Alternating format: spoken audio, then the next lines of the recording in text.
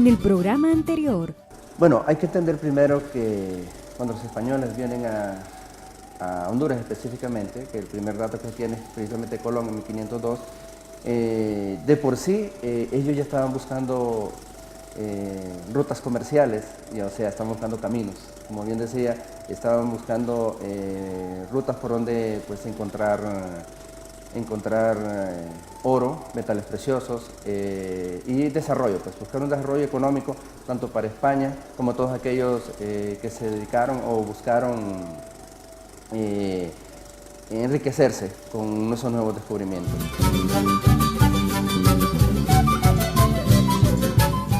Hola amigos, amigas, aquí estamos de nuevo en tu programa ¿Qué pasó entonces? Gracias por estar siempre siguiéndonos todos los miércoles, los domingos, que hacemos una repetición de este programa porque realmente son temas que nos apasionan, son temas interesantes en nuestra historia, nuevos temas que se están aportando aquí en tu programa ¿Qué pasó entonces? Vamos a tocar un tema interesante que pues, y también tenemos un invitado, un amigo, un colega. El tema es arte virreinal en la colonia. Hemos invitado en esta oportunidad a nuestro colega, a nuestro amigo, al licenciado Jesús de las Heras. Jesús es un historiador con mucha trascendencia y que ha trabajado como investigador, también ha tenido la oportunidad de presentar algunas piezas importantes de Honduras a nivel internacional y también ha sido docente de la carrera de Historia, ha sido docente de la asignatura de Historia de Honduras y también ha sido pues, una persona que en la actualidad pues, labora en la Dirección de Cultura de la Universidad Nacional Autónoma de Honduras, siempre aportando, constantemente Jesús siempre está aportando. ¿Qué tal, maestro Jesús?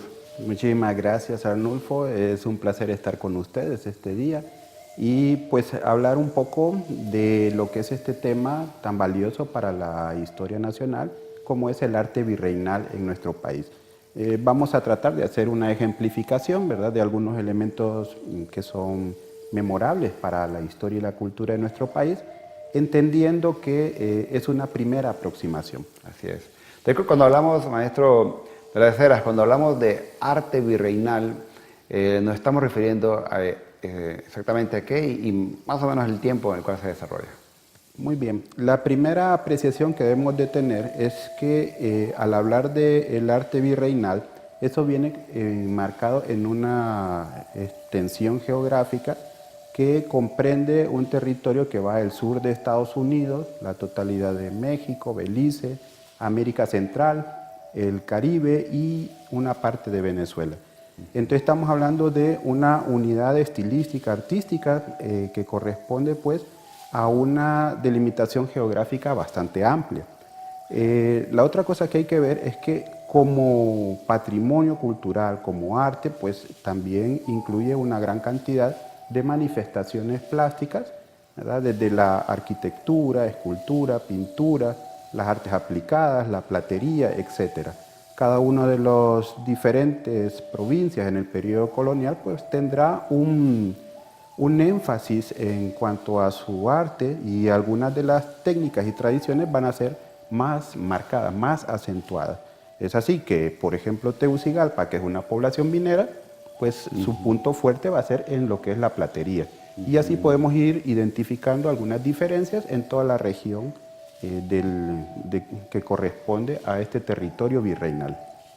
Entonces, cuando hablamos de arte virreinal, nos referimos realmente a un sector determinado. Exactamente. Viendo aquí un poco la imagen, ¿qué es lo que define el arte virreinal? Sí, entonces aquí podemos ver que los virreinatos en América se hicieron en aquellos lugares donde existían altas culturas, ¿verdad? Entonces en ese caso los imperios, tenemos el imperio azteca, que va a dar pie a lo que después va a ser el virreinato de la Nueva España, o podemos hablar del caso de los incas en América del Sur, que va a ser el virreinato del Perú. Entonces, a partir de esas grandes culturas, hay otras culturas intermedias, como el caso de los mayas, de los quichés, que van a tener unidades administrativas y políticas que son las capitanías. Y en aquellos lugares donde existen bajas culturas, como el caso de los lencas para Honduras, se genera una unidad administrativa que va a ser la gobernación. Todos ellos son productores de cultura, todos son productores de arte, y eso es lo que vamos a ir identificando región por región. Entonces, sabemos que a estas formas artísticas, plásticas, tenemos que sumar otras como las alcaldías mayores que fomentaban la producción ya de metales o otros productos que eran exportados. Cuando hablamos de estas plazas mayores, ¿cuáles serían realmente las funciones de las plazas mayores ya en este arte? Muy bien, aquí podemos ver que una plaza mayor realmente es el centro de la vida tanto civil como religiosa y militar de cada una de las sociedades, sin importar qué tan amplia fuera esa región geográfica, o si es un virreinato, si es una capitanía, si es una gobernación, una alcaldía. Ahí es donde sucede todo. Por eso es que debemos de tratar de entender que en el periodo hispánico colonial las plazas son espacios abiertos, y eso lo podemos ver hoy reflejado, digamos, en el Zócalo de México y en otras ciudades. Nosotros en el presente estamos acostumbrados a ver los parques, pero eso ya es un fenómeno postindependentista. Así es. Y es interesante porque realmente las plazas son como el corazón de las ciudades, y siempre de una u otra forma, y lo comentamos casualmente en otros programas, referente a que el caso de Tegucigalpa como un centro minero, siempre estaba ahí como centro de la ciudad, la iglesia, ¿no? Así es. Entonces, en ese espacio central, en esa plaza mayor, pues vemos reflejados los tres poderes, que sería el poder religioso, el poder político del rey para el pueblo, que podía ser a través de una gobernación, de una alcaldía, de un palacio de capitanes generales, de un palacio virreinal, y finalmente tenemos el poder del pueblo para el rey, que es el cabildo. ¿Qué pasa después de 1821? Cuando ya desaparece la dominación hispánica colonial, entonces las funciones del cabildo y el ayuntamiento o de la alcaldía se unifican, y por eso para nosotros es indistinto uno u otro nombre. Así es. Y sabemos que cuando llegan los españoles a América, hay una serie de mezclas importantes cuando aparecen lo que se conoce como las castas, ¿no?, de España. Así es. En esta lámina podemos ver, ¿verdad?, más o menos qué es lo que está ocurriendo. Si una persona nacía en ese periodo de dominación hispánica colonial, pues se identificaba la procedencia o la casta de la cual se producía ese nacimiento. Entonces, por ejemplo, un español y una india da como lugar a que su hijo o hija sea mestizo. Pero así vamos viendo que después de un tiempo se va haciendo una gran cantidad de combinaciones, y en los registros parroquiales de todo el periodo colonial pues aparecen reflejadas esas diferentes mezclas de sangre, en las cuales domina obviamente la población blanca. Después tenemos una población indígena, una población que es población negra, y todos los resultados se van dando y se van describiendo al momento del nacimiento. Llegamos a tener 32 tipos diferentes de castas, y hasta que los mismos registros parroquiales decían: a esta persona no te entiendo, ¿verdad? Entonces sabemos que a partir de 1821, el proceso de independencia, consideramos la mezcla de una población hispana, española, y una población indígena. De ahí es que volvemos a pensar en mestizos. Interesante, porque incluso dice, me llama la atención dice, mulato español da un morisco, ¿eh? Así es. Pero un morisco con una española, un chino con una india, salta atrás. Dice. Salta atrás, sí. Y salta atrás con mulato, lobo. Exactamente. Entonces, en la medida que se va aclarando la piel, ya podemos ver ese referente. Por ejemplo, en la primera parte que dice español-indio, mestizo. Pero si ese mestizo se vincula con un español, pues se vuelve castizo. Pero ese castizo se vuelve a vincular con un español, pues ya aparece español. Por ejemplo, tenemos que José Trinidad Cabañas Fiallos, que por cierto se está haciendo una campaña por parte de la Universidad Nacional como año académico.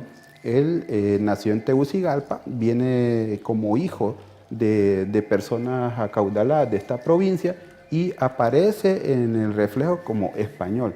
¿Por qué? Porque venía de una población española, y no se define como un criollo, sino que ha ido aclarando con el paso del tiempo, ¿verdad?, su familia. Entonces, o te definen como español por venir desde España o porque has tenido una pureza de sangre y que ha tenido pocas combinaciones. Así. Vale esa aclaración que nos hace el maestro Las Heras, porque uno se pregunta si no nació en España y es español, ¿no? Realmente tiene importancia esta aclaración. Viendo estas imágenes, maestro. Bueno, aquí lo que quería que pudiéramos ver es cómo todo ese sistema de castas también haya un nicho dentro del arte. Es más, se hace una justificación de dónde surge el mulato, el salta atrás, el tente en el aire, el no te entiendo, el cambujo, etcétera, y se está representando cuáles son esas mezclas de sangre, ¿verdad? Entonces, en el arte encontramos que hay pues una gran cantidad de láminas que reflejan precisamente esa vinculación. Entonces realmente ya en términos de casta nosotros seríamos la combinación de la combinación combinada. ¿Qué seríamos nosotros? Seríamos el no te entiendo multiplicado por n cantidad de veces, ¿verdad? Ajá. Entonces, O salta traba. seríamos alta atrás en algunos casos y tú lo has visto, ¿verdad? Hay personas dentro de un mismo hogar que tienen una pigmentación Exacto. más clara, más oscura, son hermanos. La genética pues hace de las suyas, ¿verdad? Entonces en algunos casos vemos ese reflejo. Pero obviamente esto era impracticable y con el paso del tiempo ya llega a haber una gran cantidad de combinaciones que lo vuelve difícil de mantener. Ahora, incluso veíamos dentro del periodo colonial en algunas documentaciones que si tú hacías un aporte económico, pues te ponían como que fueras más blanquito, porque era el que se acercaba al grupo preferencial, política y económicamente hablando. Entonces, fulano de tal, tómese por blanco o tómese por español. Ya había financiado esa limpieza de sangre. Entonces, bien interesante realmente. La historia nos relata, nos cuenta, nos describe de una u otra forma ese tipo de elementos raciales y nos identifica en un momento determinado para decir, bueno, si es blanco, es negro, es mulato, es sambo, pardo, etcétera, que eso influía mucho, ¿no? en aquella época. Bueno, ya regresamos, usted no nos cambie, vamos a seguir hablando acerca del arte virreinal en la colonia.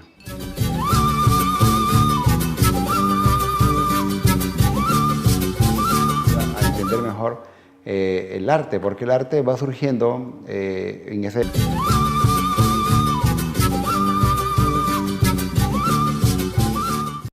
Gracias por seguir con nosotros en tu programa ¿Qué pasó entonces? Estamos hablando acerca de arte virreinal en la colonia y hemos invitado en esta oportunidad al maestro Jesús de las Heras.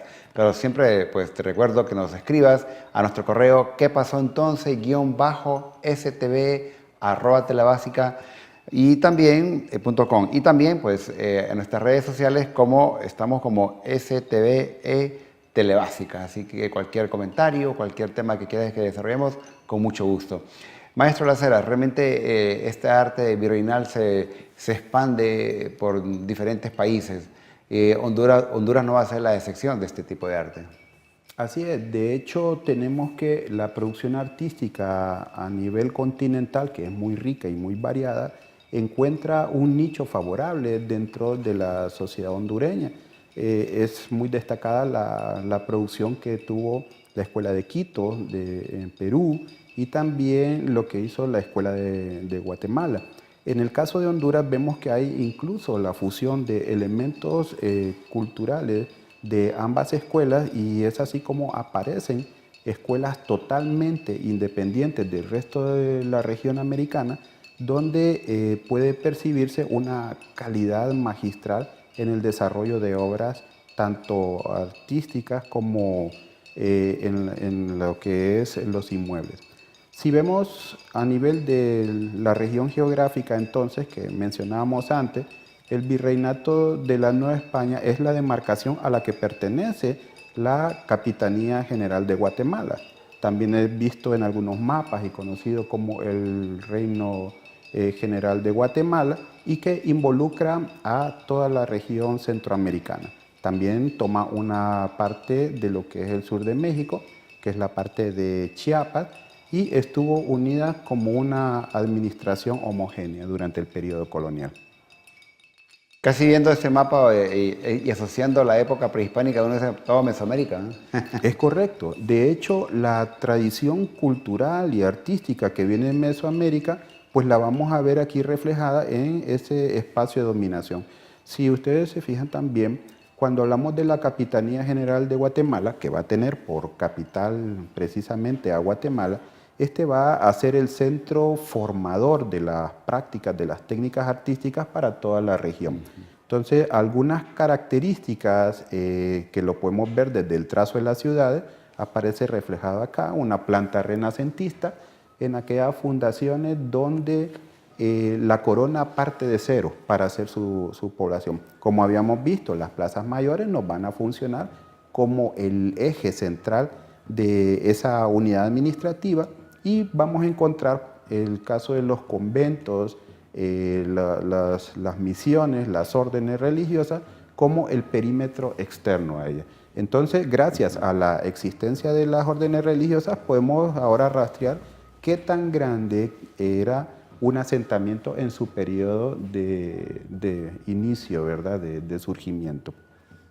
Hay que ver también la influencia que tienen estas órdenes religiosas también en la parte, no solo en la parte eclesiástica, sino también en la parte administrativa, ¿no? Es correcto. De hecho, las demarcaciones fronterizas siempre se toma en consideración lo que comprendía una demarcación política y una religiosa. Entonces, gracias a esas demarcaciones religiosas incluso se ha hecho la defensa de límites fronterizos con otros países como El Salvador. Salvador. Ahí el término de parroquia, parroquianos, párroco, más es un término de tipo administrativo, ¿no? Es un término administrativo, sí. Entonces, los antiguos curatos, por ejemplo, tienen una demarcación geográfica. Esa tiene que ir coincidiendo con la demarcación de tipo político. En esta lámina lo que vemos realmente es cómo lo que es Antigua Guatemala es el asiento de la capital centroamericana. De hecho, sigue teniendo una vitalidad bastante importante la Nueva Asunción de Guatemala como ciudad que seguía siendo capital de Centroamérica durante la segunda parte o final del periodo de dominación hispánico-colonial. Ahí era el centro político administrativo más importante de toda Centroamérica. Así es. Entonces, cuando nosotros hablamos del arte virreinal, nos enmarcamos en la capital virreinal, que sería México, y regionalmente la Capitanía General de Guatemala, pues que tendría primero a la antigua Guatemala y después a la Guatemala de la Asunción. Ahora, vemos aquí cómo en el arte virreinal la aparición del virreinato es aquella alta cultura que existía en México y eran los aztecas. Entonces se le dio ese reconocimiento de nobleza. Y vemos también en la Capitanía General de Guatemala un lugar donde habían medianas culturas enemigas entre sí, que serían los quichés contra los cachiqueles, y es allí donde se hace esta capital que va a ser regional centroamericana. Todavía no hemos hablado del caso específico de Honduras. Así es. Bueno, realmente el poder adentrarnos a esta historia, de poder ver el contexto histórico, nos ayuda a entender mejor el arte, porque el arte va surgiendo en ese contexto. Y hay muchas de las cosas, por ejemplo, usted comentaba al principio, maestro Las Heras, la importancia de lo que son las plazas, ¿no? Estas plazas públicas, la importancia de lo que es el cabildo, ¿no?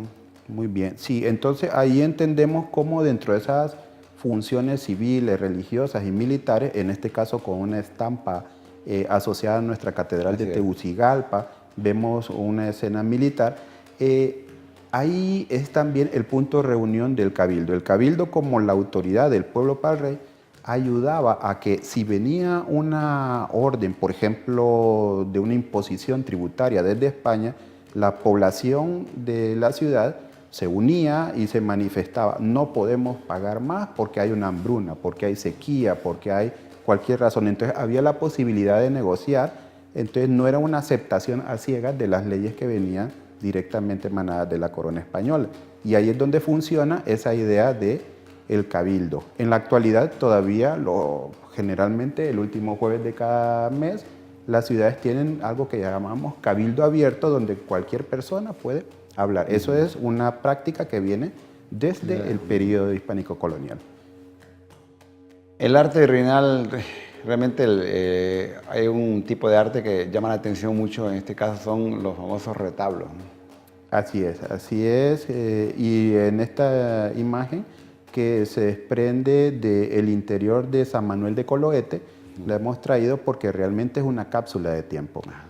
Al igual que muchas construcciones que han tenido un valor increíble, ¿verdad? En cuanto a su realización, tenemos que a veces han habido profundas transformaciones en el tiempo, una restauración, un cambio de mentalidades que nos hace eliminar algún retablo, algún altar, la posición de las imágenes escultóricas o de las pinturas, etc.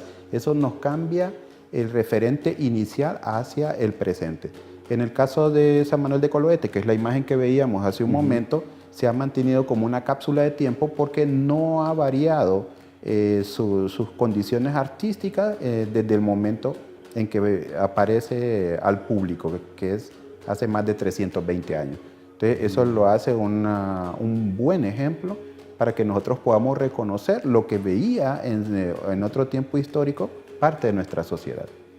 Y hay una serie de artistas importantes que provienen, son criollos, ¿no? Resultan del mismo país. Así es. Cuando nosotros hablamos de arte, encontramos obras importantísimas como de José Miguel Gómez, de Blas de Mesa. Esta imagen que tenemos en pantalla, pues es ya esa variante que decíamos respecto a la Escuela de Quito y a la Escuela de Guatemala, donde empezamos a utilizar la laminilla de oro aplicada directamente en un lienzo.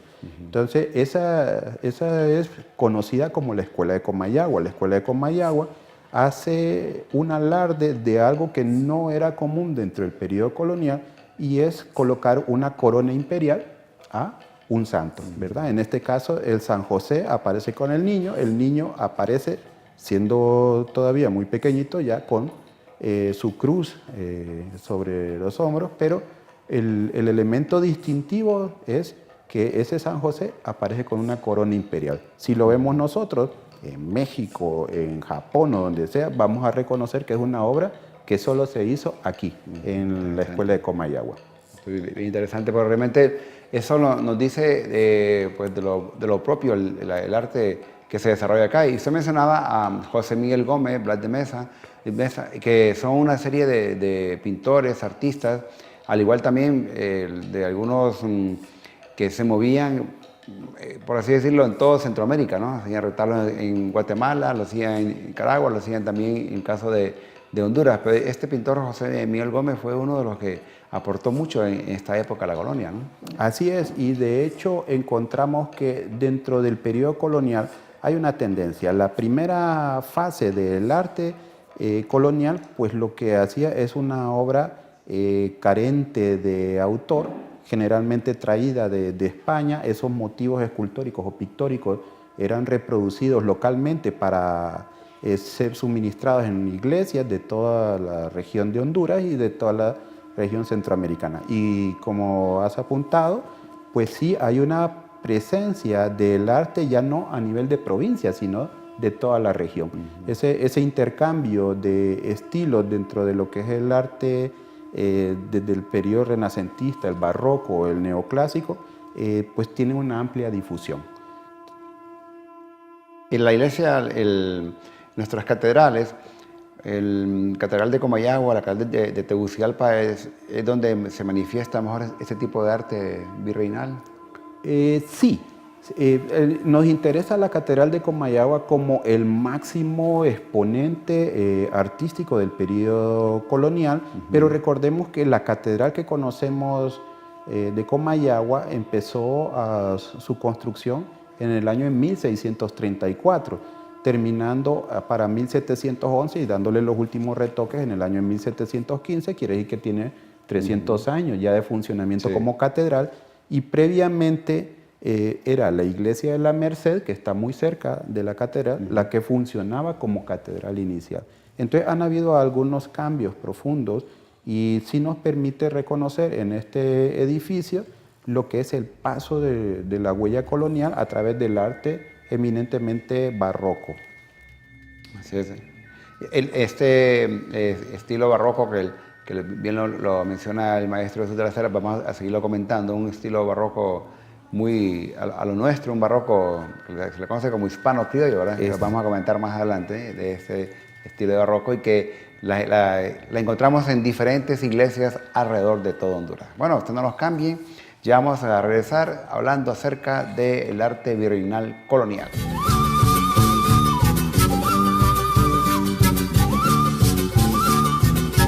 ¿Cómo se atesoró a través del tiempo pues estas magníficas obras?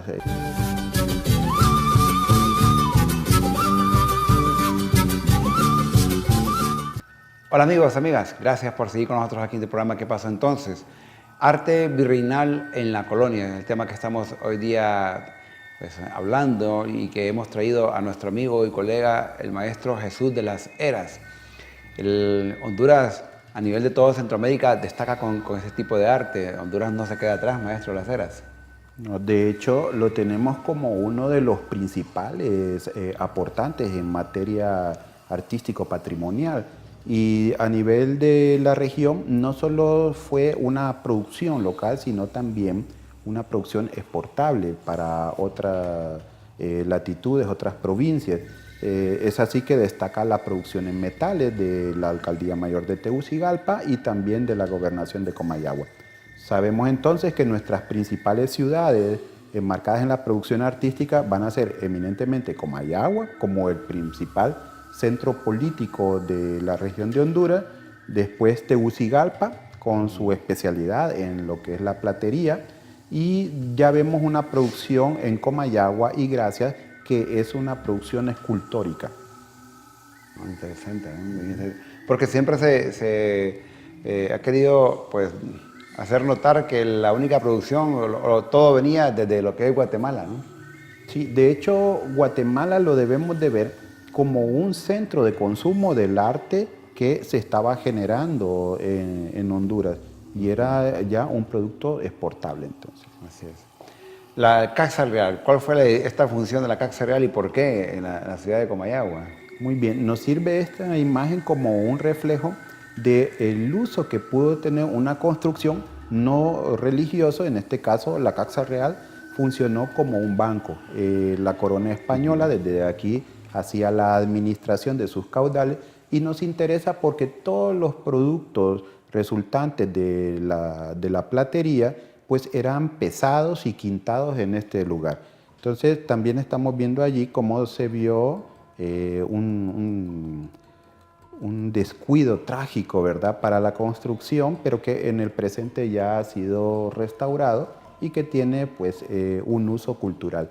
Entonces, la Casa Real funcionó como un banco y funcionó como el lugar donde se administraban los bienes de la corona española.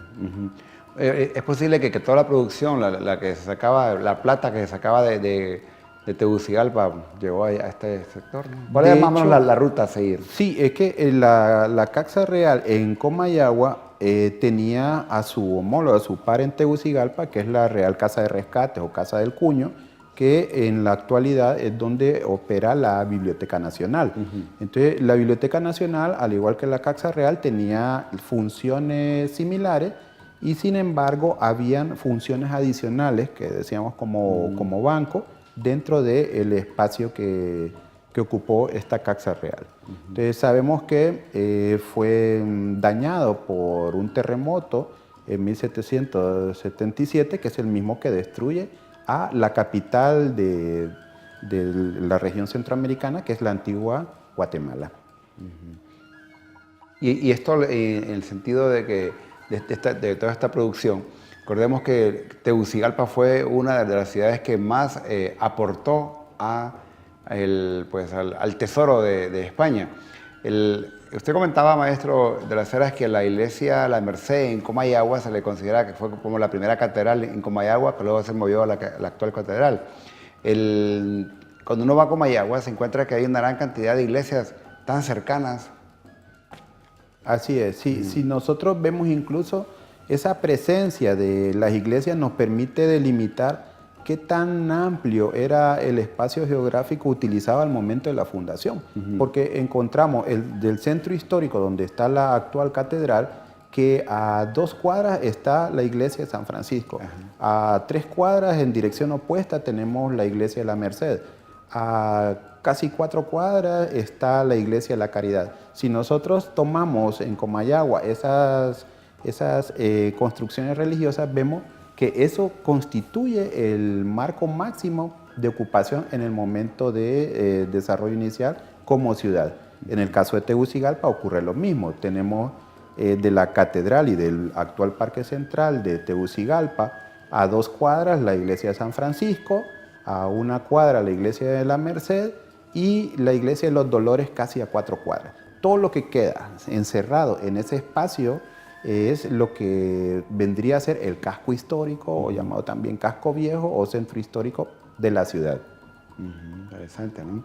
Y que lo vamos viendo en las diferentes ciudades, Nicaragua, Guatemala, y que pues el tema del arte religioso es lo más importante, por lo menos, ¿no? Así es, y es parte pues de una herencia compartida, ¿verdad? Así es, entonces nos permite ver, gracias al papel de la Iglesia Católica, cómo se atesoró a través del tiempo pues estas magníficas obras artísticas. Por ejemplo, aquí tenemos este retablo, ¿no? Sí, aquí estamos en el interior de la Catedral de Comayagua, que para 1711 contaba con 15 altares y retablos. En la actualidad solo tenemos 4, de los cuales podemos ver que es una construcción colectiva. Cada retablo es hecho en madera de cedro, lo cual es considerado una madera bendita, y sobre esa madera de cedro pues va una laminilla de oro que es la que le da esa fisonomía así dorada, ¿verdad?, a todo lo que son los retablos y altares. Si tú te fijas, ahí también tenemos lo que son esculturas, pinturas, etc. Y esta es la iglesia y convento de la Merced, que es una de las iglesias quizás más antiguas de Comayagua, ¿no? Así es, junto con San Francisco serían las 2 iglesias más antiguas, y esta fue la sede de la catedral por casi 150 años hasta el momento de su traslado definitivo a la nueva construcción entre 1711 y 1715. Ahí estuvo el reloj antiguamente. Aquí se supone que estuvo el reloj. El reloj es una tradición oral bastante interesante que nos habla que es un reloj moro, es un reloj que se cuenta como lo más antiguo de no solo de América sino del mundo, pero hay que rescatar que esa es la visión que tiene como sociedad. Si nosotros necesitamos el referente histórico, pues vamos a encontrar que es más reciente en el tiempo, desde 1636, y sin embargo es igualmente valioso para la sociedad y para todo nuestro país. Entonces, más allá de tratar de defender una idea sin un apego histórico, pues es rescatable como parte de una tradición ya de la comunidad. Entonces, para mí no entra en mayor contradicción eso. Es un reloj se dice que es de cuerda, ¿no? Y funciona actualmente. Y funciona, y como vemos marca los cuartos de hora, las medias horas y las horas. De hecho, vino hace 2 décadas un especialista en relojes alemán y dijo, esto no puede ser fechado. Entonces, habían habido tantos cambios en la maquinaria que es muy positivo que funcione en la actualidad, pero no tiene elementos que le puedan permitir hacer un fechamiento real sobre esa antigüedad. Que incluso Comayagua se siente orgullosa de este reloj y que de una u otra forma, pues, obviamente es parte de la historia misma de Comayagua. Siempre resalta la forma del arte de Comayagua, detalles, por ejemplo, como este de retablo. En lo personal, y según mi percepción, para mí este retablo es el más bello de Honduras. Obviamente quizás para el maestro de las Heras sea otro, ¿no? Pero simplemente uno lo impresiona. No tiene nada que envidiar ningún retablo de España, de Francia. No, de hecho es una de las obras más bellas que podemos encontrar. Es un estilo barroco muy bien definido. Aquí en esta imagen podemos ver un proceso de restauración que está haciendo y vemos la clara intención de integrar las formas del retablo y de las esculturas a todo el espacio disponible. En pocos casos, en pocas iglesias encontramos que un retablo o un altar mayor pues ocupa todo el espacio privilegiado de una pared.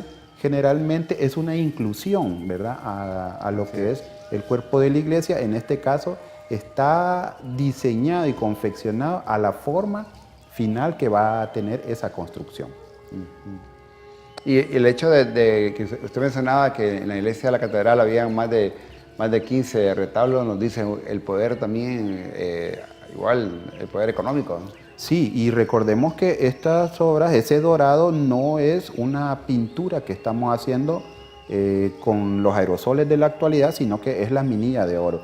Y si ustedes revisan, el proceso es arduo, es paciente, y es el equivalente a que un platero, un batioja, que es como se llamaba en el periodo colonial, adelgazaba el oro con su martillo hasta hacer una lámina como la del papel aluminio y después lo colocaba sobre la superficie de madera.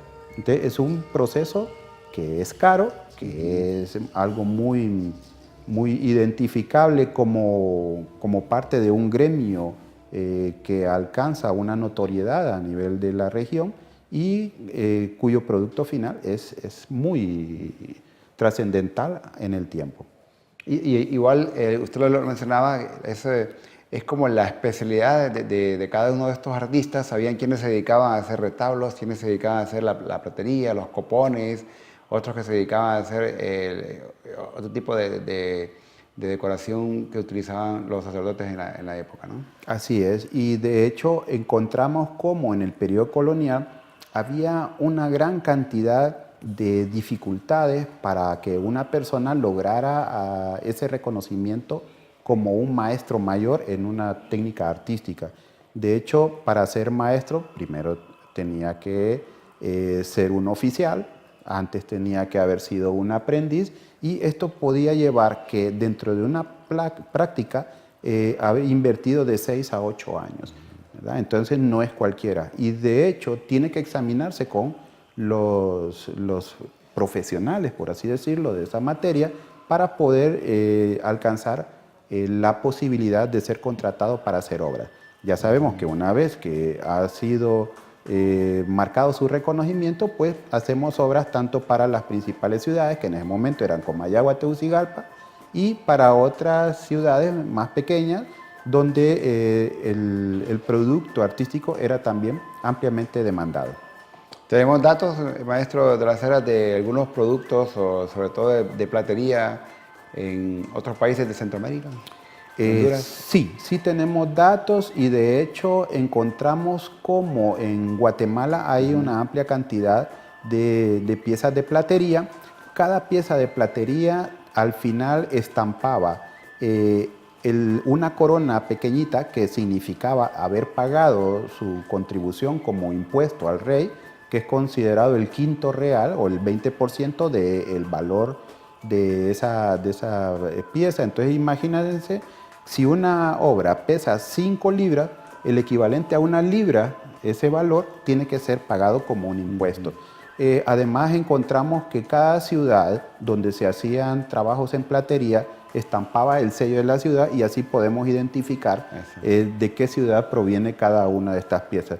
Encontramos en el occidente de Honduras una tendencia a no pagar el impuesto real, entonces se hacían las piezas y se utilizaban. Pero cuando tú las examinas encuentras que no tiene el sello de la corona española, quiere decir que no pagó su impuesto, y no tiene el sello del taller o de la ciudad, porque también se exponían a que haya después una recriminación fiscal, ¿verdad? Bien, siempre hay evasión de impuestos desde épocas coloniales, republicanas, hasta lo que es la actualidad. Usted no nos cambie, ya regresamos hablando acerca del arte virreinal colonial.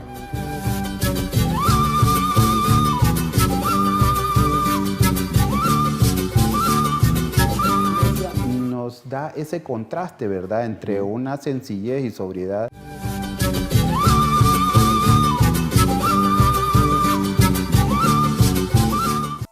Gracias por seguir con nosotros en tu programa ¿Qué pasó entonces? Arte virreinal colonial, maestro de la cera. Y usted nos decía que tenían sellos, tenían esto fue hecho, elaborado en Honduras, Tegucigalpa. Aquí en Honduras teníamos grandes pintores, grandes artistas que se dedicaban a hacer esos trabajos en esa época. Así es, entonces tenemos un tercer sello que comúnmente aparecía y ya es cuando una escuela de platería pues tiene una notoriedad alcanzada. Entonces aparece o viene el apellido o las iniciales del platero en jefe, ¿verdad? El maestro de obras para esa producción. Entonces nosotros encontramos que en toda Honduras hay piezas que denotan un intercambio, obviamente, porque aparece tal vez el sello de un volcán y sobre el volcán Santiago de los Caballeros, que ya nos indica esta pieza viene de Guatemala. O aparece una torre que esa nos indica que es de Comayagua. O aparece un volcán con dos letras SS que significa San Salvador. Entonces con esos indicadores nosotros podemos ver de qué lugares era la procedencia inicial, aunque generalmente los minerales pues eran quienes tenían la mayor cuantía de productos manufacturados. Claro. Y viendo un poco estos retablos, este es el retablo de la capilla del Sagrario de Comayagua, siempre en el lugar donde se guarda la hostia, lo que se conoce como el Sagrario, claro. Usualmente se habla de que eran hechos o tenían incrustaciones de plata, ¿no? Sí, generalmente hemos encontrado que son plata o plata dorada, que es el material preferencial. La plata dorada es una mezcla a partes iguales de oro y de plata, así que el resultado es que esa pieza jamás va a perder su brillo, ¿verdad? Porque es una combinación que está en toda la obra. También encontramos que dentro de todo lo que son los instrumentos litúrgicos, los copones, los cálices, las navetas, los acetres, los hisopos, todos esos elementos son hechos generalmente en plata. Y en plata dorada, pues como tú mencionas, la custodia, el cáliz y el copón. Son los elementos que más dignidad aportan y por eso sus materiales son también más nobles. Incluso se habla de algunas vestimentas de los sacerdotes que eran hechas con hilo de oro, ¿no? Así es. Entonces el oro se adelgazaba tanto para hacerlo hilo y después era pues costurado, unido a las capas pluviales o a cualquiera de los ornamentos textiles que utilizaban los prelados. Iglesia de San Sebastián, siempre en Comayagua. San Sebastián, sí, es una de las iglesias que vemos en Comayagua. Nos interesa como un ejemplo de este arte barroco, ¿verdad?, que existió y del cual Comayagua es un excelente portal, no solo para Honduras, sino para todo el resto del continente americano. Blas de Mesa es uno de los autores de Así es. Entonces, dentro de los diferentes autores, vamos a ver que Blas de Mesa ya figura de forma recurrente a nivel pictórico y sabemos que hubo un periodo previo que era el siglo XVII donde existía el anonimato dentro de la producción artística. Primero porque hay que mantener los cánones, la ortodoxia dentro de las prácticas culturales. Y una manera de protegerse era a través de ese anonimato. Ya cuando hay una producción exitosa, deseable, exportable a nivel regional, es que encontramos que los diferentes artistas empiezan a documentar su obra. Y los vemos haciendo contratos para las ciudades no solo de Tegucigalpa, de Comayagua, sino como productos exportables a Guatemala y otras regiones. Y aquí que hablamos de José Miguel Gómez de nuevo, ¿no? Que es el que empieza a firmar sus obras de arte. José Miguel Gómez. Así es, entonces vemos que en José Miguel Gómez existen los contratos, ¿verdad?, para sus obras, que en la Catedral de Tegucigalpa lo vemos no solo en las pinturas, sino como elementos en las pechinas que sostienen la cúpula de la iglesia. Entonces hay una amplia producción, no solo de él, sino de personas que eran parte del taller de José Miguel Gómez. Entonces, acuérdense que esta es una obra colectiva. A veces vemos una escultura y pensamos que hay un artista que hace esa obra, y generalmente lo que ocurre es que al ser esa obra colectiva son 5 a 6 personas. Entonces, uno hace la talla, otro le coloca el dorado, otro el encarnado, ¿verdad? Que es la... Son como especialidades, ¿no? Exactamente. Así es. Y esta iglesia, una iglesia muy preciosa que está en Gracia, la Empira, Iglesia de la Merced. Sí, entonces esta iglesia nos da ese contraste, ¿verdad?, entre una sencillez y sobriedad de sus torres y la parte central, que es muy recargada. Entonces ya empezamos a ver un diseño ultra barroco, ¿verdad? Entonces, generalmente para distinguir una iglesia o altar, si es del periodo colonial y es barroco, lo podemos ver en esas líneas que son onduladas, son mixtilíneas, llamaríamos, y el horror al vacío, ¿verdad?, que se manifiesta con amplios ornamentos, generalmente de temas florales, ¿verdad?, que es la vid. Siempre se acostumbra también, maestro de las Heras, que en los nichos se suele poner ciertos personajes que tienen que ver con devociones, ¿no? Es correcto. Entonces, cada una de las iglesias pues va a ser generalmente vinculada a una orden, puede ser mercedarios, franciscanos, antoninos, y es precisamente esos son los elementos que vamos a encontrar. Es necesario que sea un personaje central para la comunidad, central para la orden religiosa, no es alguien desconocido a esa orden. Así es. Tegucigalpa. ¿Por qué San Miguel Arcángel, el patrón? Muy bien, entonces, aunque carecemos de un documento de fundación como ciudad, es atribuible, ¿verdad?, a la fecha donde el santoral marca pues, a San Miguel Arcángel. En este caso quise hacer ese contraste de la capilla donde está la pila bautismal, y que la pila, si se fijan, marca el año 1643.